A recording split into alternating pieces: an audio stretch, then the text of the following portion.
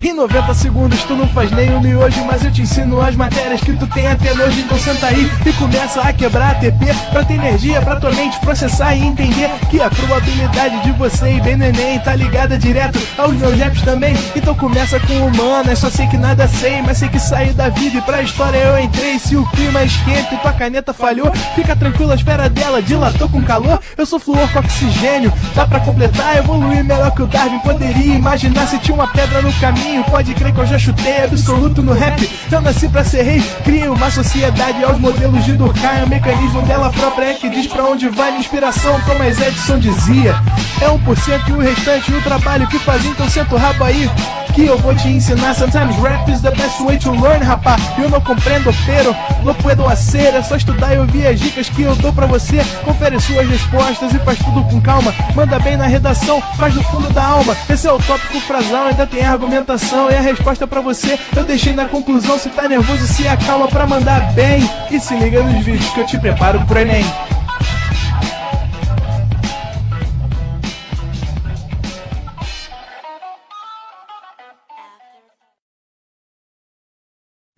Estamos no ar! Pró-lacradoras e pró-lacradores do meu coração, tudo bem com vocês? Por aqui Diego Dias, seu professor de literatura do Pró. E hoje a nossa aula é quente porque é babado, confusão e gritaria no início do século XX. Vamos falar da grande Semana de Arte Moderna, o movimento que para muitos revolucionou o aspecto e o espírito cultural do nosso país. Mas é claro que você, quando estuda a Semana de Arte Moderna, parece que foi um movimento sem nenhum tipo de problema e um movimento que só trouxe aspectos positivos. De fato foi. Mas hoje eu vou fazer você ter uma versão, uma visão um pouco mais reflexiva desse movimento. Então sejam todos muito bem-vindos à nossa aula de hoje. Como sempre, tudo preparado com muito carinho, com muito amor, para você lacrar no Enem. Essa é a nossa última aula antes da semaninha de recesso. Então aproveitem, porque quando a gente voltar, logo na primeira semana de agosto, a gente já trabalha a nossa reta final do modernismo em si.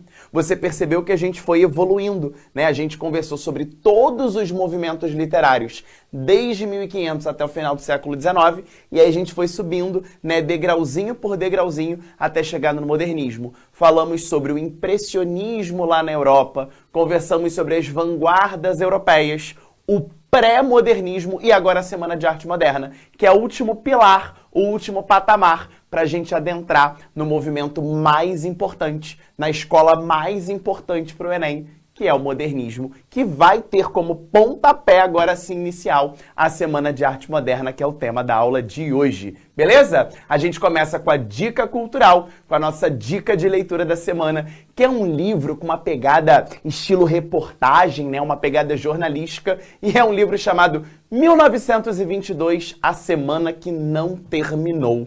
E a minha aula de hoje, né, esse nosso encontro, vai se basear, vai se fundamentar muito nessa obra, nesse teor mais jornalístico dessa semana que revoluciona o campo artístico, o campo cultural do nosso país. Galera, achar que a Semana de Arte Moderna aconteceu num estalar de dedos é um equívoco muito grande, né? Parece que a galera se reuniu, né? Tarsila do Amaral traz o salgadinho, Oswald de Andrade traz aí um pãozinho com queijo, né? Anitta Malfatti traz uma champanhe. Não foi assim que rolou, né? Não é da noite pro dia, todo mundo se reúne e vambora, vamos fazer um movimento que vai revolucionar a arte brasileira.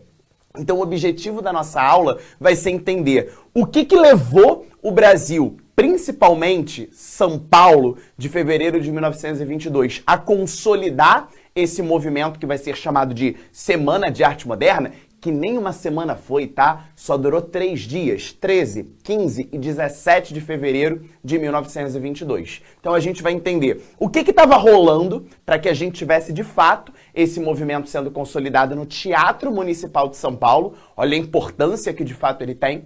Vamos entender quais são, né, os desdobramentos dessa Semana de Arte Moderna e como que ele vai consolidar o próprio movimento modernista, né, aqui no Brasil. Beleza? Bom, eu comecei já a aula de hoje fazendo esse grande TBT. Cara, isso aqui dá muito orgulho, né? Olha o quanto a gente já percorreu desde o nosso início do ano. Começamos lá atrás, né? Lá no início do ano letivo, conversando sobre conceitos da literatura, gêneros literários, figuras de linguagem. E quando a gente adentrou na literatura brasileira, olha quanta coisa a gente já percorreu. Cara, a gente já foi do ano de 1500 e agora a gente está em 1922. Isso reflete como que o ProEnem te fornece, né, exatamente o melhor estudo, a melhor preparação para você arrasar no Enem e o quanto que você já batalhou até aqui. Olha para o seu eu de agora e o seu eu do início do ano. E repare que a cada um desses movimentos você também foi crescendo, você também foi amadurecendo, você foi olhando para a prova de linguagens com um olhar mais técnico, com o olhar de quem vai ser aprovado no final deste ano e, se Deus quiser, isso vai acontecer. Então já perpassamos por todos esses movimentos. Quinhentismo, barroco, arcadismo, romantismo, realismo, naturalismo, parnasianismo, simbolismo. E chegamos à conclusão de que, ao final do século XIX, a literatura brasileira era meramente uma cópia, uma adaptação, muitas vezes uma tradução do que estava acontecendo no continente europeu. Faltava o ingrediente da brasilidade. Faltava a arte brasileira ter exatamente o ingrediente fundamental, que era a arte brasileira falar do Brasil. Mas não de forma fantasiosa, não de forma ufanista, como já foi outrora no romantismo, e sim, de fato, uma arte crítica acerca da brasilidade, que começou, né, exatamente lá no pré-modernismo, com artistas trazendo à tona um Brasil não oficial, denúncias sociais acerca do território brasileiro por meio da literatura. Sim, isso começa no pré-modernismo, que algumas semanas vimos que sequer foi uma escola literária, e sim um período de transição para a consolidação desse modernismo em 1922. Então aqui, entre esse pré-modernismo em fevereiro de 1922, está alocada, está localizada cronologicamente a nossa aula de hoje. Uma semana decisiva que não vai se resumir a esses 3 dias. Ela tem movimentações prévias e desdobramentos que serão fundamentais para a gente consolidar a arte modernista no Brasil. Então vamos começar resgatando o que a gente já viu para entender como que a gente chegou a 1922 no Teatro Municipal de São Paulo. As vanguardas europeias, tu lembra disso que foi a nossa aula de 2 semanas atrás.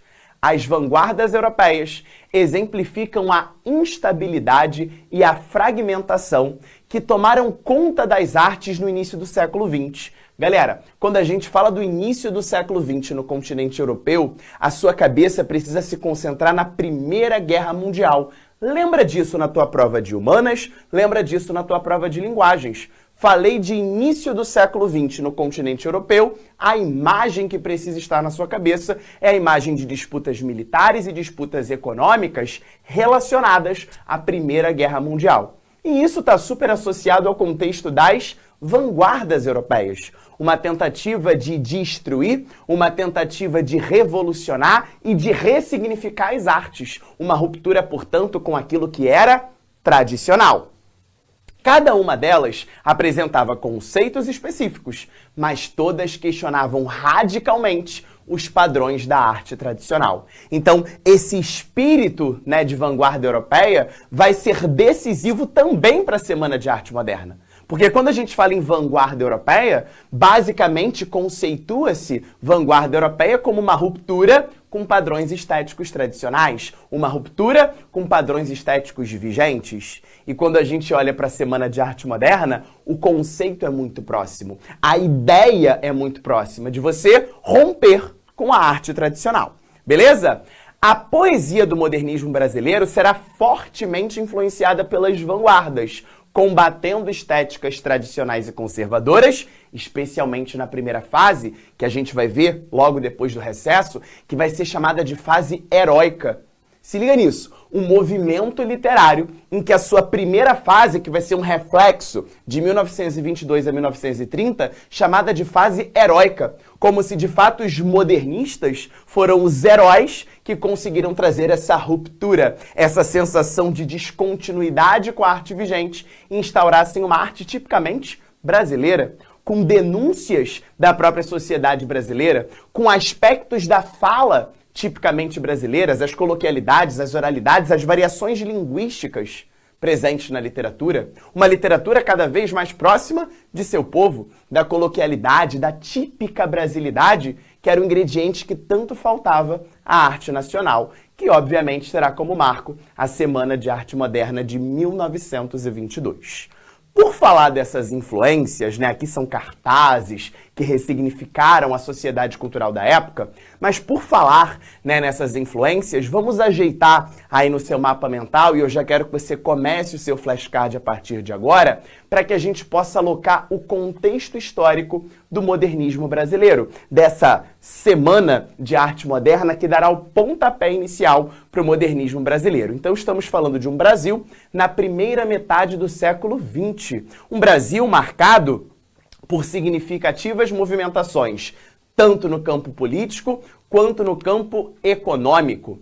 E um fato histórico em 1929, ele acaba sendo muito próximo à Semana de Arte Moderna de 1922, que foi a quebra da Bolsa de Nova York. Bom, galera, é importante mencionar que a Bolsa também, essa quebra, nessa ruptura, não vai ser dada num estalar de dedos. Essas instabilidades econômicas, essas instabilidades sociais, elas são reflexo de um período. Então a gente entende que essa quebra, né, vai atingir diretamente a exportação de café brasileira, instaurando uma grande instabilidade econômica. E quando um país passa por uma grande estabilidade econômica, claro, a economia está lá embaixo, mas o campo artístico, o campo literário, acaba sendo bastante efervescente.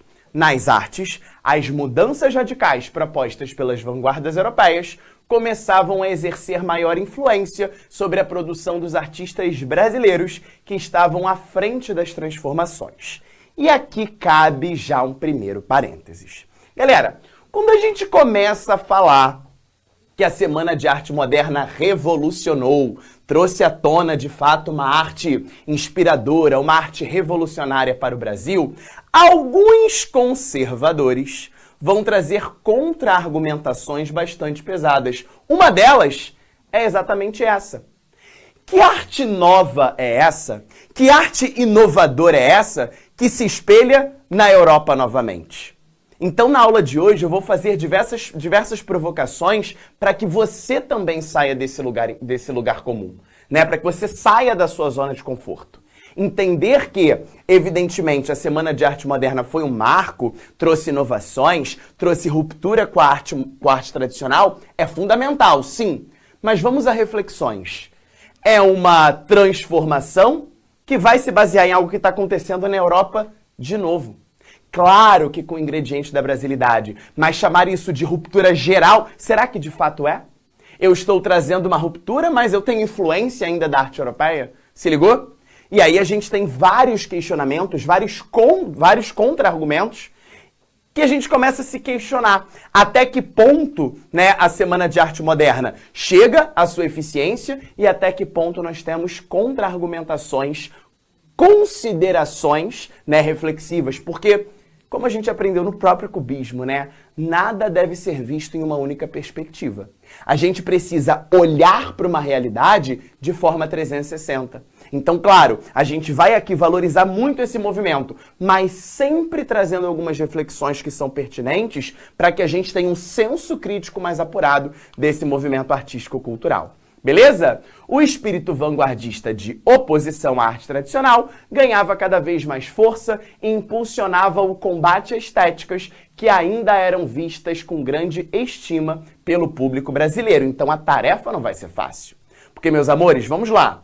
2024. Se hoje a sociedade brasileira é extremamente conservadora, mano, imagina em 1922, há 102 anos atrás. Se hoje existe um conservadorismo muito grande, imagina 102 anos atrás. Então a galera estava acostumada com a arte clássica, a galera estava acostumada com o poema parnasiano. Imagina eu chegar fazendo propostas inovadoras, propostas de ruptura para uma sociedade que é conservadora. O negócio não vai ser tão fácil assim. Fato é que em 1917, alguns anos antes da Semana de Arte Moderna, se ligou? Semana de Arte Moderna, 1922. Aqui a gente está falando de uma exposição de uma pintora chamada Anita Malfatti, que acontece em 1917. Galera, Anita Malfatti acaba de chegar dos Estados Unidos, cheia de novidades. Sabe você, quando chega de viagem, doido para contar o que você viu, o que você não viu, como é que era a cultura do local, como é que não era, o que você aprendeu, o que você transmitiu? Anita Malfatti chegou assim aqui no Brasil. Tudo que ela viu lá nos Estados Unidos, principalmente a influência das vanguardas, ela vai trazer para o Brasil, tentando instaurar aqui esse espírito vanguardista. E você vai lembrar agora comigo, a gente vai fazer uma breve revisão das 5 vanguardas que vão influenciar a nossa arte. A primeira delas é o cubismo de Pablo Picasso. Quando a gente fala em cubismo, nós vimos essa aula e se você ainda não assistiu às aulas de vanguarda, eu te peço que faça isso. Descansa durante o recesso, mas na semana seguinte, logo em agosto, assista a nossa aula de vanguarda. Para você que é nosso pró-lacrador, nossa pró-lacradora, vá à plataforma e busque a nossa aula de vanguarda europeia, porque ela é fundamental. Todo ano tem uma questãozinha de vanguarda na prova do Enem, tá? Então o cubismo, tu lembra da palavra cubo? Geometrização das formas. Pablo Picasso aí, né, pioneiro nessa arte cubista, em que a gente olhava a valorização da forma geométrica. A geometrização da forma era valorizada para mostrar uma realidade menos unilateral e mais analisada em múltiplas possibilidades de interpretação. Em seguida, houve a influência do dadaísmo. Lembra que esse dadaísmo era arte e lógica. Eu pegava um elemento, um objeto, um símbolo, né, exatamente utilitário para a sociedade e tirava do local convencional. Por exemplo, a gente viu que o Duchamp, por exemplo, trazia um mictório, um urinol, retirava do seu lugar comum e colocava exposto no museu, refletindo: esse urinol, esse mictório, sem estar no banheiro, ele teria uma finalidade, ele teria uma função? Isso é arte. Retirando a roda de uma bicicleta, que teria a função de mover, né, exatamente o meio de locomoção. Retirar daquele lugar de serventia, de utilidade, e colocar em cima da mesa, exposto em um museu. Faz sentido? Então esse dadaísmo, dadá não significa nada. É essa arte que vai tentar trazer uma abolição total da própria tentativa de se ver a arte tradicional. É exatamente uma arte mais radical que vai tentar romper com os paradigmas tradicionais. Além disso, tivemos a influência do futurismo, e essa aqui ganha um significado bastante interessante, porque futurismo vem de futuro. É uma atitude, portanto, antipassadista. Tudo aquilo que é relativo ao passado eu vou destruir.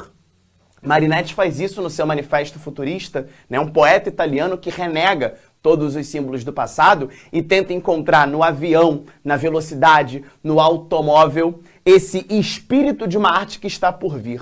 E galera, quando a gente olha para o nome do movimento modernismo, ele está influenciado nisso aqui. Porque 15 anos, 10 anos antes do modernismo havia o futurismo. Aquilo que seria posterior, aquilo que eu encontraria no futuro, essa arte de olhar para frente. O modernismo vem muito daí, né? Você pegar aquilo que é moderno, os símbolos da vida moderna e associar à literatura, às artes plásticas, à poesia. Justo? Próximo, surrealismo. Surrealismo é aquilo que é surreal. E aí a gente falou muito sobre o universo da psicanálise de Freud, sobre o universo onírico retratado por Salvador Dalí em suas telas, em suas obras. E por fim o expressionismo. Conversamos muito sobre o grito do Edvard Munch, né, em que a gente tinha exatamente a expressão de uma sociedade aflita, angustiada, né, exatamente com o caos relacionado à Primeira Guerra Mundial. Então, quando a gente olha para essas 5 vanguardas, Cubismo, dadaísmo, futurismo, surrealismo, expressionismo, elas serão decisivas na influência da exposição da Anita Malfatti e posteriormente no que a gente vai ver na Semana de Arte Moderna de 22. Beleza? Bom, Malfatti vai expor as suas obras, né? E ela era ainda uma artista jovem, buscando reconhecimento. Mas lembra que eu te falei que havia uma sociedade extremamente conservadora à época? Pois bem, a Anita Malfatti vai receber duras críticas de diversos artistas conservadores à época. E o maior deles foi Monteiro Lobato. Monteiro Lobato, a gente sabe, a gente conversou muito sobre ele na nossa aula de pré-modernismo. O cara era conservador. O cara era um escritor conservador. Então ele vai olhar para toda essa movimentação e ele vai ser um duro crítico desses artistas, para ele, entre aspas, que se aproveitaram de algo que seria, na própria visão dele, uma arte efêmera, uma arte passageira, uma arte que não tinha um vínculo com a tradicionalidade. Então a gente vai perceber o papel, olha que interessante, do jornal à época. O Monteiro Lobato ele vai se prestar ao papel de escrever duras críticas no jornal. E aí a gente vê como é que os meios de comunicação, eles servem para sustentar treta. Não é verdade? Hoje em dia, treta é no Twitter, no X hoje em dia, né? A galera vai pro Twitter para criar treta. Antigamente não tinha o Twitter. Imagina o babado que seria do Monteiro Lobato fazendo as críticas e a Anita Malfatti respondendo. Que ela também não vai ficar calada, né? Então, à época, os jornais, a circulação dos jornais, eles faziam essas críticas, um respondendo o outro, e a sociedade, aquele babado, confusão e gritaria. E olha lá, tu viu o que o Monteiro Lobato escreveu da Anita Malfatti? Aí no dia seguinte, olha lá, a Anita Malfatti falou isso e aquilo. Era tipo o Léo Dias da época, né? O Léo Dias fala, daqui a pouco vem um falar do Léo Dias. Não é verdade? Então é importante a gente perceber como que os meios de comunicação, eles se prestam a esses serviços sociais. E serviços sociais da treta, né? Obviamente. Que é disso que o povo gosta, né? E isso fazia circular o jornal. Porque a galera queria ler a crítica do Monteiro Lobato, a resposta da Anita Malfatti, o que o outro ia se posicionar, quem ia fazer textão, quem não ia. É o que a gente faz hoje nas redes sociais, né? A gente sempre espera o pronunciamento. Fulano vai se pronunciar, ele vai falar sobre aquilo. A gente espera isso, né? No Instagram, no X, no Twitter, seja onde for. Gente, isso não é uma novidade. Pra gente, é no campo digital. Mas nessa época aqui, o jornal servia pra isso. E olha que babado. Monteiro Lobato escreve uma crítica pra Anita, a exposição da Anita Malfatti, chamado Paranoia ou Mistificação. Eu trouxe aqui um trechinho do jornal que eu faço questão de te mostrar. Porque, gente, a época isso foi muito babado mesmo. Olha o que o Monteiro Lobato vai escrever acerca da Anita Malfatti. Se liga, abre aspas. Há duas espécies de artistas. Percebeu aqui a prepotência? Há duas espécies de artistas. Uma composta dos que veem normalmente as coisas. Ou seja, ele está nesse viés, né? Aquele que vê normalmente as coisas. Um olhar, portanto, conservador. A outra espécie é formada pelos que veem anormalmente. Tá chamando a mulher de anormal, hein? Anormalmente a natureza e interpretam-na à luz de teorias efêmeras. O que vai ser uma teoria efêmera? Uma teoria sem valor, uma teoria passageira. Ele está se referindo a quê? Às vanguardas europeias, que influenciaram diretamente a Malfatti. Então ele vai chamar essas vanguardas europeias, olha que desprezo. Monteiro Lobato, francamente, hein? Ele vai trazer essa ideia de uma efemeridade, como se as vanguardas não tivessem valor. Sob a sugestão estrábica. Estrábico é algo que não consegue ser perceptível pela visão, vesgo, né? Estrábico, de escolas rebeldes. Ele está chamando uma vanguarda de uma escola rebelde. Surgida, cai lá, Europa, Brasil, como... Caraca, ele pegou pesado, tá? Furúnculos da cultura excessiva. Ou seja, uma arte que só quer chamar atenção e não produz nada. Embora eles se deem como novos, olha aquilo que a gente falou. Embora eles se deem como novos, precursores de uma arte a vir, nada é mais velho do que a arte anormal ou teratológica, ou seja, aquela que não tem valor, né, que não tem serventia, que é ultrapassada, inclusive, está sendo chamado de vanguarda, mas tem uma base no que é velho. Nasceu com a paranoia. Cara, não chama uma mulher de paranoica, não chama uma mulher de maluca, que senão o negócio fica sinistro. Vai chamar a Anitta Malfatti de paranoica e com a mistificação. Essas considerações são provocadas pela exposição da senhora Malfatti. Deu nome aos bois, é assim que a gente gosta. Não é assim que a gente gosta no Twitter? Cariúcha e Jojo Todinho, fala na minha cara. E aí fala o nome, vou te processar. Aqui, ó, não tinha isso não, fala na cara mesmo, ó. Essas considerações, se não tinha entendido ainda o teor, ele vai citar nome ao boi, no caso, né? A Anitta Malfatti. Essas considerações são provocadas pela exposição da senhora Malfatti, onde se notam acentuadíssimas tendências para uma atitude estética forçada. Tá chamando a mulher de forçada, no sentido das extravagâncias de Picasso e companhia. Picasso, representante do cubismo, e companhia, os outros vanguardistas. Imagina, numa sociedade de 1922, 1917 aqui no caso, né? O caos que isso foi. O caos que isso foi. Então a gente percebe que esse artigo do Monteiro Lobato acabou tendo um efeito colateral. Porque agora as pessoas querem conhecer essa arte, querem entender que exposição é essa e o porquê de fazê-la. Por que será que eu tenho uma pintora querendo trazer uma arte vanguardista para o Brasil? Quais são as mudanças que ela pretende para a arte nacional? Então a gente pode dizer que houve exatamente aqui na crítica do Monteiro Lobato quase que um convite para as pessoas conhecerem essa nova arte, essa arte de vanguarda, que posteriormente vai ser criado lá o evento em São Paulo da Semana de Arte Moderna. Vale mencionar que no Rio de Janeiro e em Recife, você já tinha nessa época polos culturais muito mais avançados do que em São Paulo. Aqui no Rio de Janeiro, por exemplo, a gente pode citar dois artistas, o Villa-Lobos, que é o músico do Rio de Janeiro, que inclusive vai se apresentar na semana de 1922 em São Paulo, beleza? E um escritor, sugiro que você busque sobre ele, chamado João do Rio, que escrevia crônicas, mensagens do dia a dia pelas ruas do centro do Rio de Janeiro, já mostrando esse aspecto, entre aspas, modernista.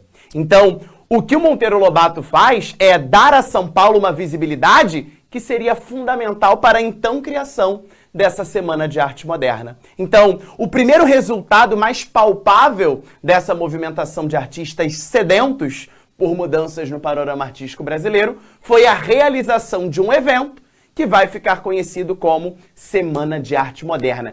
E foi uma organização mesmo.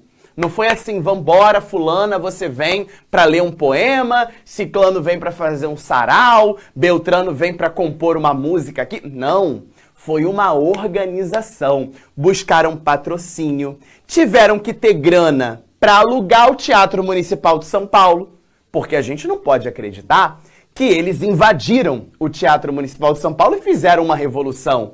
De forma alguma. E aí vem um segundo questionamento. Eu vou te tirar do lugar comum, eu vou te tirar da zona de conforto por um segundo momento. Galera, estamos falando aqui de uma elite burguesa branca e rica de São Paulo. Ou seja, a posição social, entenda o que eu vou falar, a posição social dos idealizadores da Semana de Arte Moderna era muito favorável. É muito fácil no Brasil eu ser um homem branco da elite de São Paulo e criar, fundar, organizar um movimento cultural. Claro, eu não vou tirar aqui a importância que a Semana de Arte Moderna tem. Inclusive, o viés do vestibular é esse. A importância cultural, o significado político, tudo maravilhoso. Agora, é impossível a gente falar de ruptura. É impossível a gente falar de uma arte brasileira que vai romper com o tradicional e só ter pessoas brancas, ricas e majoritariamente homens na organização do movimento. Cadê o indígena? Cadê o pobre? Cadê o cara marginalizado? Cadê o preto? Eles não vão ter lugar nessa Semana de Arte Moderna. Eles vão ser mencionados, mas eles não vão ter lugar de protagonismo. E aí eu te convido a assistir a um documentário que foi o documentário mais incrível a que eu assisti em toda a minha vida, que é o documentário do Emicida chamado Amarelo. Esse documentário é brabo. E ele faz esse documentário onde? No Teatro Municipal de São Paulo. Quase que 100 anos depois da Semana de Arte Moderna. E o olhar que a gente tem que ter para esse movimento é um olhar que não é um olhar central, mas sim um olhar periférico da situação.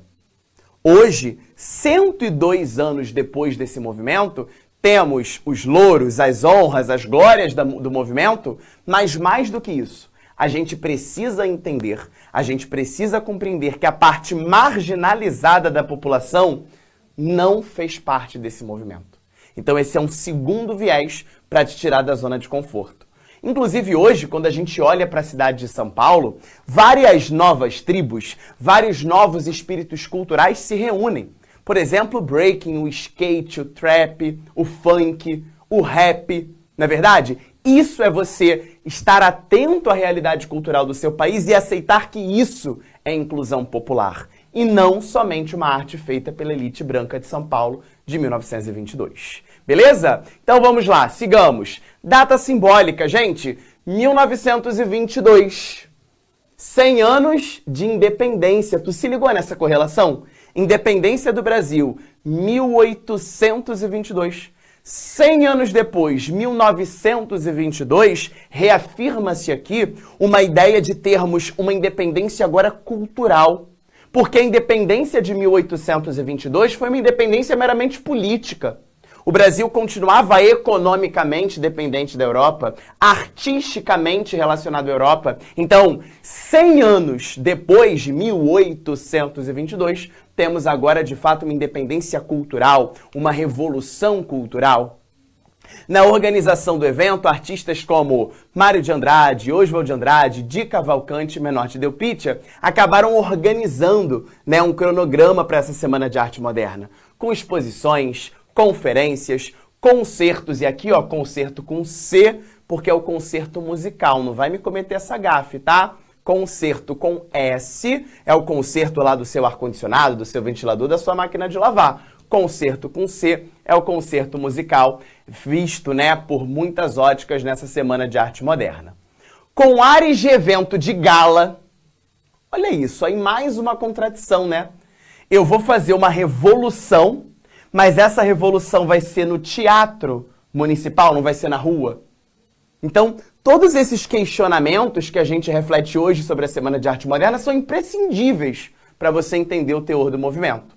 A Semana de Arte Moderna foi realizada no Teatro Municipal de São Paulo e contou com algumas polêmicas. A curiosidade fez com que muitos membros da elite paulistana comparecessem à conferência de abertura conduzida por Graça Aranha.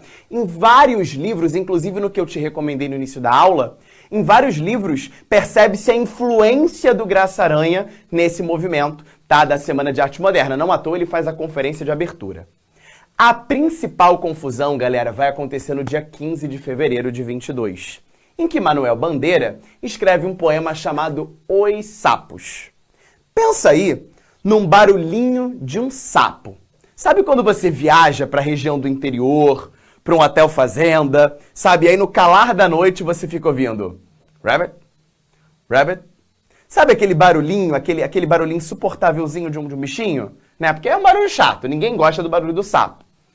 Pois bem, sobe no palco e vamos ouvir o poema Os Sapos. Vamos declamar o poema Os Sapos. Caraca, quando a população conservadora se dá conta de que o sapo aqui, na verdade, é o poeta parnasiano, porque, vamos lá, deixa eu te contextualizar. Poeta parnasiano, ele está preocupado com o quê? Soneto, verso decassílabo, arte pela arte, rimas. Olha o barulho repetitivo e a falta de aproximação sentimental com a poesia. Inclusive a falta de brasilidade, porque poesia parnasiana é poesia que surge na França. Não tem nada a ver com o Brasil. Olavo Bilac é conhecido como príncipe dos poetas, né? Exatamente nessa associação da arte pela arte. Então, quando a galera se dá conta de que Os Sapos é uma crítica à poesia parnasiana, a galera vai ficar possessa. Como assim vocês estão criticando a arte parnasiana, a arte bela, né? Porque o Brasil é muito calhorda nesse sentido, né? O brasileiro é exatamente uma classificação social bastante hipócrita. Pô, se é uma poesia francesa, eu adoro. Sabia nem o que estava sendo dito, mas só pelo barulhinho, né, da rima parecia ser legal. Quando eles descobrem que o Manuel Bandeira, na verdade, está criticando o parnasiano, dá uma M federal. A galera fica ensandecida porque percebem que o poema tradicional está sendo criticado e a sociedade era conservadora, não estava preparada para isso. Tá legal? Então, a importância da Semana de Arte Moderna para a cultura brasileira está mais atrelada às suas posterioridades, aos seus desdobramentos.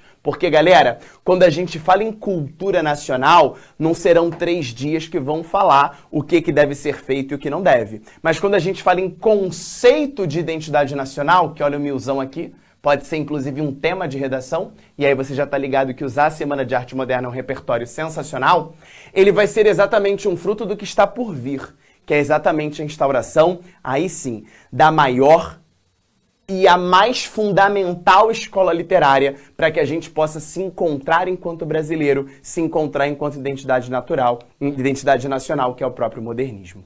Beleza? Bom, a Semana de Arte Moderna ela acabou tendo 3 desdobramentos.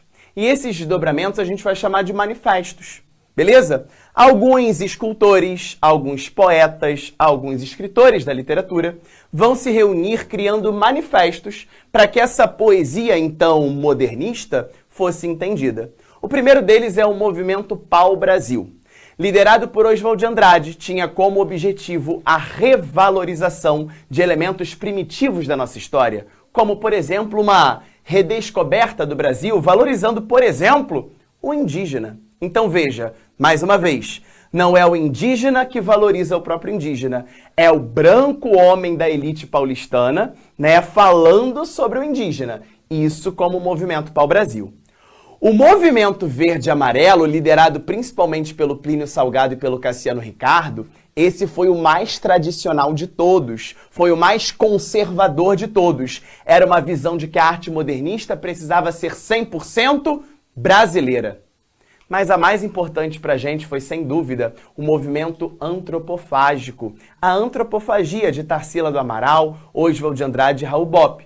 Que aí nós tivemos exatamente a essência de que podemos encontrar na arte europeia elementos que, quando adaptados, que quando deglutidos para a realidade brasileira, fizessem sentido. Então a gente vai propor aqui uma devoração da cultura estrangeira, incorporando essa cultura estrangeira à própria brasilidade, a fim de criar uma arte autêntica. Uma arte que, inclusive, busca inspirações na Europa, mas que representa a essência da brasilidade. Beleza? E aí sim, nós temos a consolidação do movimento modernista, que a gente vai estudar melhor no próximo semestre, né? Já depois da nossa semaninha de recesso, que foi o modernismo. O modernismo como movimento literário e artístico do início do século XX, que tinha como principal objetivo romper finalmente a estética tradicionalista, libertando-se dos paradigmas, dos formalismos e regras que até então imperavam. No Brasil, o modernismo preconizava a independência cultural do país, sendo valorizada a cultura cotidiana, o aspecto trivial da brasilidade, em específico a linguagem popular. Ou seja, a coloquialidade, a informalidade, a forma de falar do brasileiro estarão presentes nesses poemas modernistas. Beleza? Vamos finalizar então com 3 questõezinhas. Esse assunto é muito recorrente no vestibular.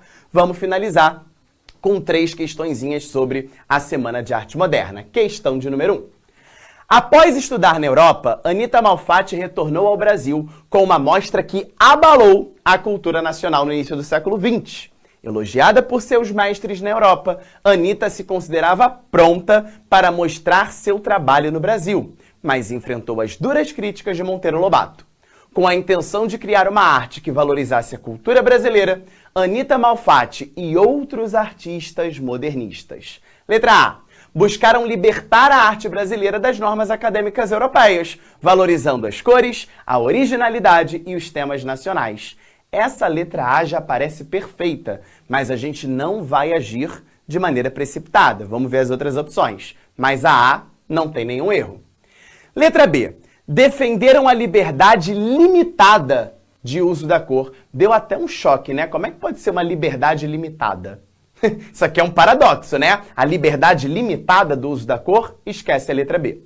Letra C. Representaram a ideia de que a arte deveria copiar fielmente a natureza. Esquece isso. A arte aqui é liberta, né? Eu não tenho que copiar necessariamente nada. Eu posso me inspirar, mas não é uma cópia fiel da natureza. Letra D. Mantiveram de forma fiel a realidade nas figuras retratadas, ligadas à tradição acadêmica. É o contrário. Eu vou romper com a tradição acadêmica. E letra E, buscaram a liberdade na composição de suas figuras, respeitando limites dos temas abordados. Modernismo não é município para ter limite, meu amor. Não havia esse respeito a limite. O poeta, o escritor, o cancioneiro, né, quem fosse, né, está livre para criar a sua própria arte. Então fechamos aí de fato na letra A. Beleza, beleza? Vamos à segunda. A segunda é um quadro famosíssimo de Tarsila do Amaral chamado O Mamoeiro. Galera, quando a gente olha para esse quadro, primeiro a gente percebe a incidência de cores muito vivas, né, de formas geométricas que acabam fazendo ali uma alusão a influência cubista, não é verdade? E principalmente cenários do cotidiano, né? Eu tô vendo aqui uma família passeando, casas, elementos da natureza. Vamos ver então a questão. O modernismo brasileiro teve forte influência, deixa eu vir para cá, das vanguardas europeias. A partir da Semana de Arte Moderna, esses conceitos passaram a fazer parte da arte brasileira definitivamente. Tomando como referência o quadro Mamoeiro, identifica-se que nas artes plásticas há: letra A. Imagem passa a valer mais que as formas vanguardistas. Essa ideia de um valendo mais do que o outro não faz sentido. Letra B. Forma estética ganha linhas retas e valoriza o cotidiano. Me soa muito positiva essa letra B. Eu tenho a valorização das formas geométricas, olha aqui, ó, as linhas retas, e a valorização de uma cena do cotidiano. Realmente me parece adequada ao quadro O Mamoeiro. Letra C. A natureza passa a ser admirada como um espaço utópico. Esse espaço utópico aqui não está representado. Letra D. Imagem privilegia uma ação moderna e industrializada. Eu pararia no moderna, né? O que há de indústria ali? Não vejo nada de industrializado. E letra E. Forma apresenta contornos e detalhes humanos. Qual é a forma de um detalhe humano na planta, na ponte, na casa, no lago? Não. Então a gente fecha de fato com a letra B de bola. E para finalizar, vamos à nossa questão de número 3, que é uma comparação entre dois textos. Um verbal e um não verbal. O não verbal, você já se ligou, que é a obra Abaporu, de Tarsila do Amaral, e um texto 1 que comenta sobre esse movimento antropofágico que vai deglutir a cultura europeia, a cultura estrangeira, e adaptar à realidade nacional. Vejamos. Em janeiro de 1928, Tarsila queria dar um presente de aniversário especial ao seu marido, Oswald Andrade. Pintou o Abaporu. Eles achavam que parecia uma figura indígena, antropófaga, e Tarsila lembrou-se do dicionário tupi-guarani de seu pai. Batizou-se o quadro de Abaporu, que significa homem que come carne humana, o antropófago. E Oswald escreveu o manifesto antropofágico, que fundaram este movimento. Vamos à questão. O movimento originado da obra Abaporu pretendia se apropriar, letra A, da cultura europeia para originar algo brasileiro. Já tem a definição na letra A, né? A antropofagia é exatamente essa deglutição da arte estrangeira, deglutição da arte europeia, devoração dessa arte europeia para ter como produto a originalidade brasileira. Letra A já é o nosso gabarito. A B fala em arte clássica, esquece isso. Letra C, do ideário republicano para celebrar a modernidade, esquece república.